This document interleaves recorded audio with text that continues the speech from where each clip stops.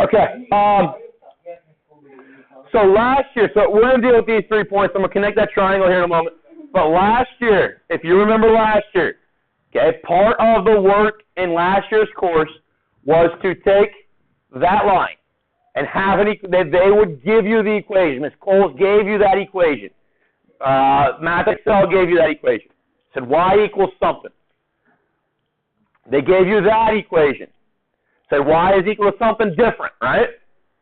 And then you use those two equations together and you solve for where they intersected, right? Remember doing that? Okay. That was one of the first things you did with systems of equations. You use the substitution technique to solve for that x and y where they cross. We're going to use that algebra right now. Okay. Last year, you also were provided maybe 2 points on that black line and were shown how to come up with the equation of that black line. We're going to do that now. Okay. So we're using two concepts that we talked about last year to kind of address this geometry idea. Okay. But we have to be thoughtful of how we come up with these equations. Okay, so the first thing I want to do, the overall question is here, can you find the circumcenter? Can you find the place of intersection for the segment bisectors of a triangle? So we only have to look at two of these segments. You want to look at all three and do all three you can, but we only need two. Okay, for the idea that any two of those three lines pass through the same point, right? Okay, so it doesn't matter. If I were you, I would draw that picture, and I would draw it so it's about a quarter the size of your page, okay, because there's going to be some work that we draw on top of it. It's going to get kind of messy if you make it really, really small, okay? But we are going to, let's see here. Let me do this in...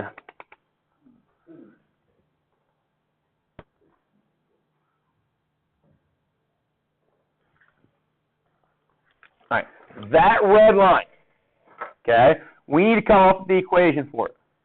Every line that we come across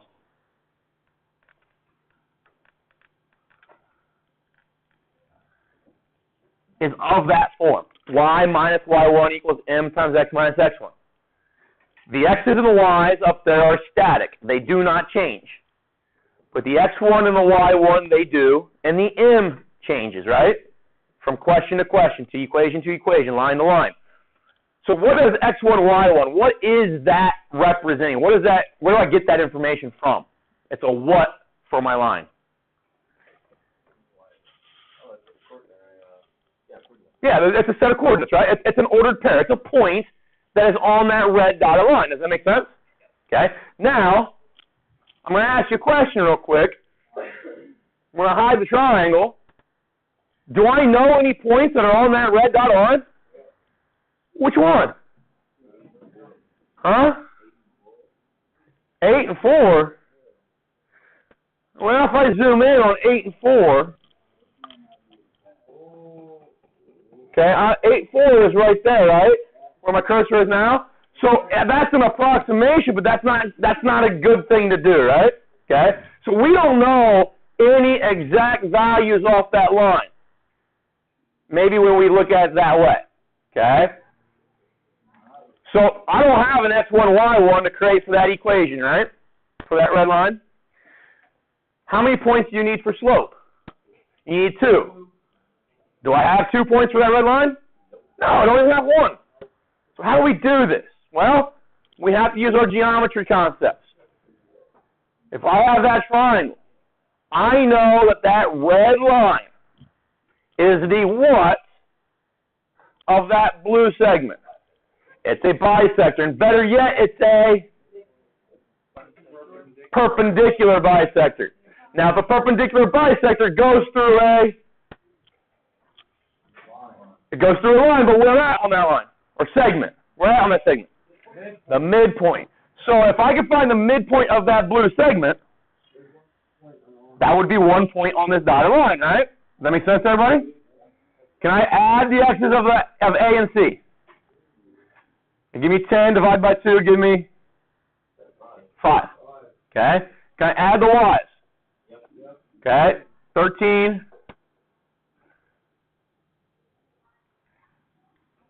over 2. Okay? Now, it's kind of ugly, but I'm going to leave it at 13 over 2. Okay? You're going to, if I start rounding these things or writing them as decimals, I don't like to write them as decimals because I can't do that mental math very fast. And if I start to get if I 13 thirds or something like that, or obviously with the midpoint, they're all going to be either 0, 0.0, 0.5. But at any time I come up with an equation in which I have fractions that produce decimals that do not repeat, that do repeat, and I have to cut them off at some point. So if I have 0.333333, I have to cut that off at 0.33 sometime, don't I? Well, now if I do that, I no longer have exactly the equation for the line that's providing those points. Does that make sense? When you chop something off, you round any number, it is not the number that you're talking about anymore, right? Okay, it's really close to it, but it's not exactly what you need. So I leave things as fractions. When you're writing equations and lines, always leave things as fractions. It's the safest thing to do. Okay? Okay, so now you have 1 point on that red dotted line, right? So that's my x1 and y1. Does that make sense to everybody? All right, so I'm going to go plug that in. I'm going to go y minus 13 halves is equal to m x minus 5.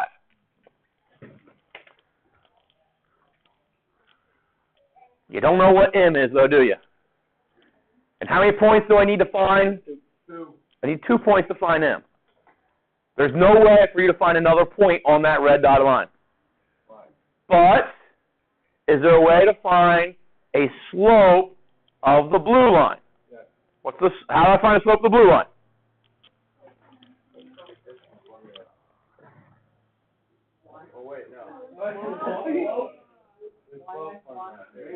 All right, so y2 minus y1 or x2 minus x1, right? So then I'm going to use 10 minus 3. 10 minus 3 would be 7, right? 8 minus 2 would be 6, correct? So the slope of the blue line, or blue segment, is 7, 6, right? The red dotted line was the what of that blue segment? Perpendicular bisector, right? So if they were perpendicular, the two slopes have to be what of one another? Opposite reciprocals. So the blue line has a slope of 7, 6. The red line has a slope of negative 6 sevenths. Okay? Now you have the equation. Now it's not in the preferred form. We need to go through and do a little bit of algebra here to put that in what we call y equals mx plus b form, right? Or slope-intercept form, because of what we're going to do next. So let's go ahead and just distribute this negative 6 sevenths. Okay, so it's going to be negative 6 sevenths x plus what, 30 sevenths?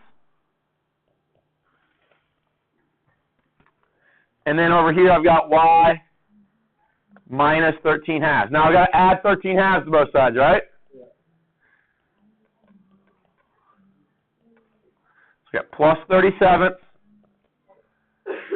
or plus then 13 halves. What was the y minus 13? What's that called? Point slope form. Yep. What's the second one called? The one that we're going to get to is called slope-intercept form. Okay, so would you guys agree? Now, a lot of times you probably wouldn't write this. You would probably just do this math. Cursor died. You would, or would you agree with me that these are like terms? Are they both real numbers? Are they both the non-variable part? So those should be able to be condensed, right? We should be able to simplify those. But they're not like denominators, right? So what do I need to create? Common denominator. What's the common denominator going to be between those two things? 14. So doesn't that take this 30 over 7, and it's going to make it 60 over 14, right? And it's going to make this 13, was it 91? Yeah. 91 over 14? Okay, so what's 60 plus 91? 151. 151. So I got 151 over 14. That's my y-intercept. I got negative 6 sevenths x equal to y. That is the slope intercept form. All right? Now, my hopes are that you understand that everything that we did there, you've done in Algebra 1, and all the fraction work you did in the 5th grade. Okay? So we should have that capacity. All right? Now, I know that's maybe a bad assumption on my part to make that because we've been maybe guided towards using our calculator a lot, and we're not all that great at fractions, but it's something that you cannot avoid. Okay? We now have the equation. If I were to type that in, guys, if I would type in y equals negative 6/7 x plus 151 over 14, does that give me that line? Absolutely. Okay? So we have that equation. We're good with that. Okay? So now I'm going to, and this is the problem that I have with my smart board being so small, is I would like to keep all that math. I can't. So I'm going to come up here, I'm going to write y equals negative 6/7 x plus 151 over 14. That is the equation of that first perpendicular bisector. Does that make sense? We're about a third of the way through this problem.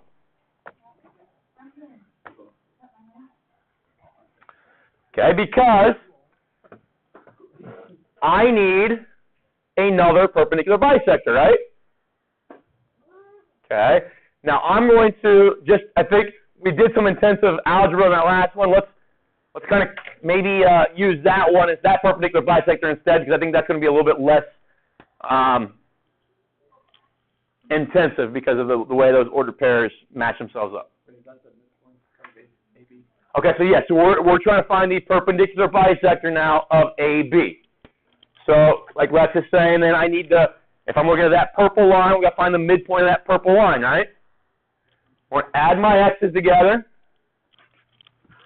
Add my x's together, and I get 15. 15 over 2, right? Add my y's together, and I get 14. Divide by 2, I get 7. Okay? So 15 halves, comma 7.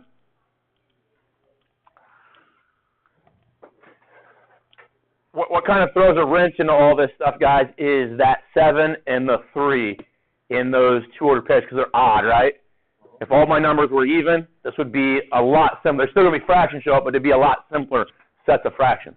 So we've got when I create my equation, y minus y1 equals m times x minus x1.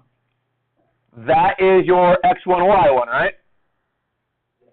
Okay, so I'm going to plug that in. So y minus 7 equals m, which I'm not sure about yet, x minus 15 halves. Okay, let's go find m. Do I have the ability to find the slope of the black line directly? No, because I don't have 2 points off it, right?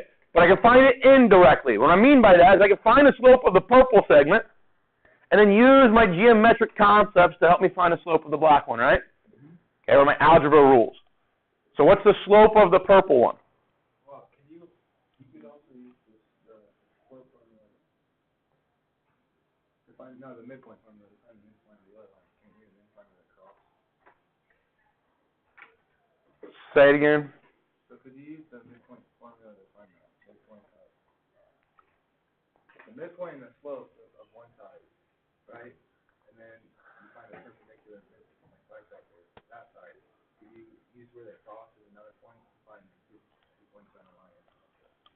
Okay, so you're saying since I've already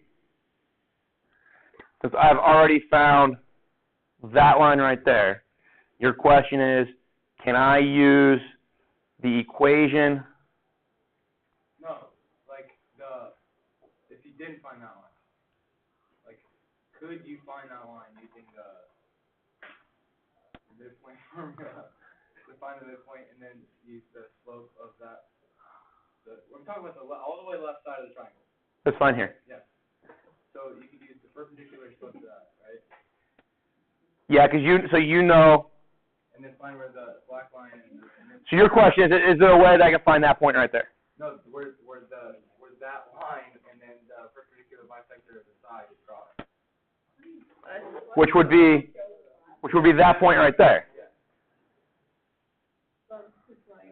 Well, in order to find that point, I need to know the equation, because that's the circumcenter. That's what we're looking for. So I can't do it that way. I think, kind of going along with what you're saying, that there is maybe a different potential, and I think it's a lot more difficult, to find the slope of this black line. I could come up with the equation of that side of the triangle, and as I guess I couldn't do that because I need the equation of this line to find that point there. Because you're trying to find that slope, right? We need that slope. The only way that I can find that slope based off the information in this problem that I have is to use the purple line slope. Okay? I think everything else is going to be, if it is possible, much more thought than what's necessary.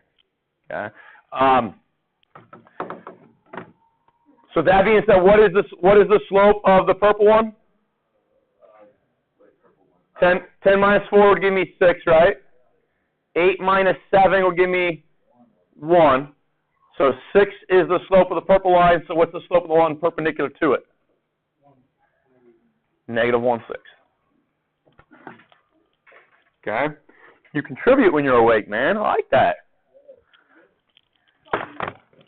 All right, so now we've got the equation. We just need to simplify. We need to put it in y equals mx plus b form. So y minus 7, I'm going to distribute the negative 1/6 through. So negative 1 times negative 15 gives me positive 15, right? 6 times 2 gives me 12. Now I need to add 7 to both sides. Negative 1/6x plus 15 twelfths plus then 7. These are like terms, right? So I need a common denominator, right? What's common denominator going to be? 12. So you multiply this up here by 12. So what's 7 times 12? 84. Okay. So 84 twelfths is the same thing as 7. Okay, now add 15 and 84. 99. So you get y equals negative 1/6x plus 99 twelfths. That is the equation for that line. So let's just type that in real quick. Negative 1/6x plus 99 twelfths. It does indeed give me that line, right? All right, so about 2/3 of the way done. Oh, yeah. I'm getting there.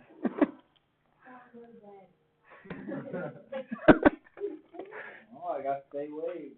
All right, so what are we really doing? Okay? Remember, Algebra 1, when I had that equation in the blue and that equation in the red, you were provided those two lines, right? And you were told to find the place of intersection, the x comma y where they cross. Okay. It is right there, right? Would you agree that x comma y at that spot is on the red line? So the y value of this ordered pair can be found by that expression, the negative 6/7 x plus 151 over 14, right? That was any point on that red dotted line can be found by this equation. At the same time, that x comma y is found on the black line, right? Okay, so that y value again can be found in a second way through the use of that equation. Does that make sense? So that tells me this y here and that y there for that point has to be the same, correct? Does that make sense to everybody? So the expressions that generate them, negative 6/7 x plus 151 over 14, has to be the same as negative 1/6 x plus 99 twelfths. Okay? Now, what stinks about this is that those denominators of 14 and 12, right? Okay? What can I multiply everything by here so that I get rid of those denominators. I want to take this equation. I want to solve this equation, right? I don't think it's going to be a good. I guess I didn't pay attention to 7 and 6 either. I want to multiply every single thing in this equation by a common denominator so the fractions disappear, right? Okay. So I need to think about what can I make them all grow to. So when I multiply by that number, all fractions go away. 28.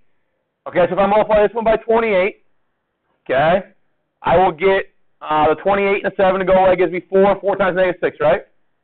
Do that here. 28 and 14 will cancel out, give me 2, so 2 times 151. That'll work, right? Come over here and multiply by 28. Well, do 28 and 6 cancel. So you're close. 28 is part of it, but it's not going to allow this stuff over here to cancel. Okay? Here's the way that I would do it. 7 is a prime number, right? Okay? So it's 1 times 7. So I'm trying to write that denominator as 7. 14, is that 2 times 7? 6, is that 2 times 3? 12, is that 2 times 2 times 3? Okay, so I need all of those denominators, all of those factors that show up that are different, and if there's any that show up more than one time, I need to take the largest power of them. Okay? So I need a 7 to show up. Does that make sense? So 7 is going to be part of my LCD. I need a 2 to show up. Does that make sense? But here 2 shows up once, here it shows up once, here it shows up twice. So I need 2 squared to be part of my LCD. Okay? So 7 shows up, 2 shows up, 7 we already got it, 2 is already in there, 3 is a new one, right? 3 needs to show up. Okay? That's a weird 3. All right, so what you were saying, Mike, is that 7 times 4 gives me 28. 28 had to be there, right? But that times 3 is going to also need to be part of my LCD. So 28 times 3 is what? 84. So 84 is what I need to multiply everything by here. Now, here's what you could do. If you are uncertain about that factorization process, as long as you take every single denominator and multiply it together, you should find a common denominator. So if I take 7 times 14 times 6 times 12, get that number, that product, I can use that. Does that make sense? Okay. But now I'm going to say, if I take 84 times negative 6 sevenths, how many times does 7 go into 84? 12 times. So I get 12. Let's cancel. Gives me 12. So now I have 12 times negative 6. What's 12 times negative 6? Negative 72. So negative 72x. Now multiply this by 84. How many times does 14 go into 84? 6. So those are going to cancel. Give me 6 times 151. 6 times 151, 906. Okay. Now multiply this one by 84. 84, 6 goes into 84 14 times. So it's going to cancel. Give me 14. So negative 1 times 14. And now I'll multiply this last one by 84. How many times does 12 go into 84? 7. So then 99 times 7 would be, what's 100 times 7? 700. Okay, so 99 times 7 is going to be 693. All right, so is that an equation we can solve? It's a lot nicer, right? Now, there's still some work that had to be done there, but it's still something now we can do. All epic fast high school students and staff.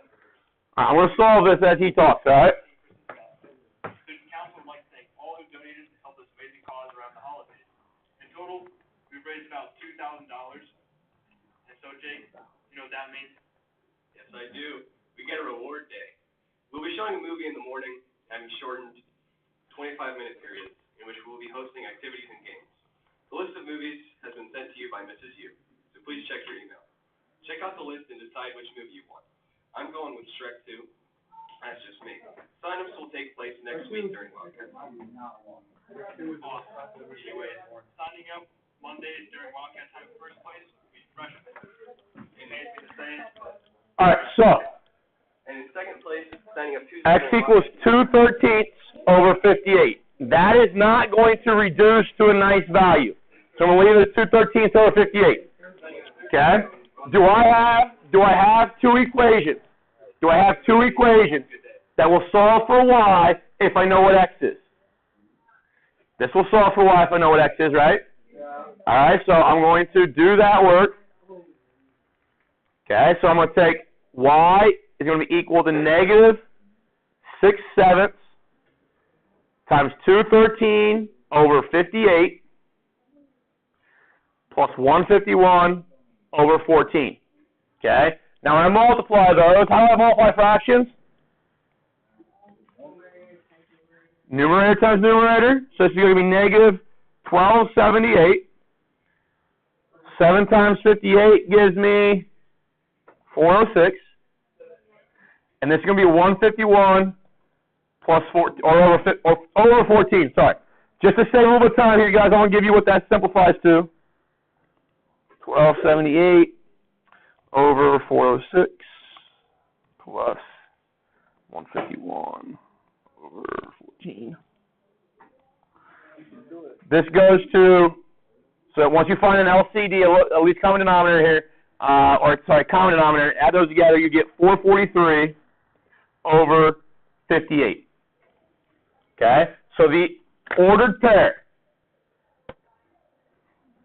of those two perpendicular bisectors intersection is 213 over 58, comma 443 over 58. And we see it's that point right there, right? Okay? Now, what does that do for us?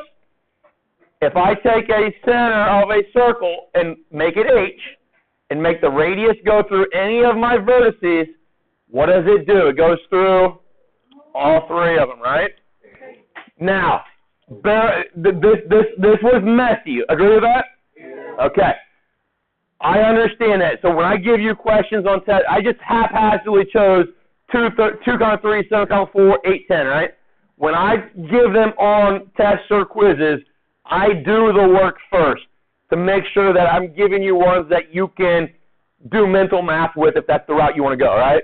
I even use my calculator there to do the multiplication of 6 and 213 and 7 and 58, right? So I will give you ones that have worked out that aren't as messy, but the approach is still the same, okay? Like I said at the beginning of class, we might see one more or two more of those in class together, but to really get a good grasp on how to do that, guys, watch the 8 or 9 other examples that are on the website.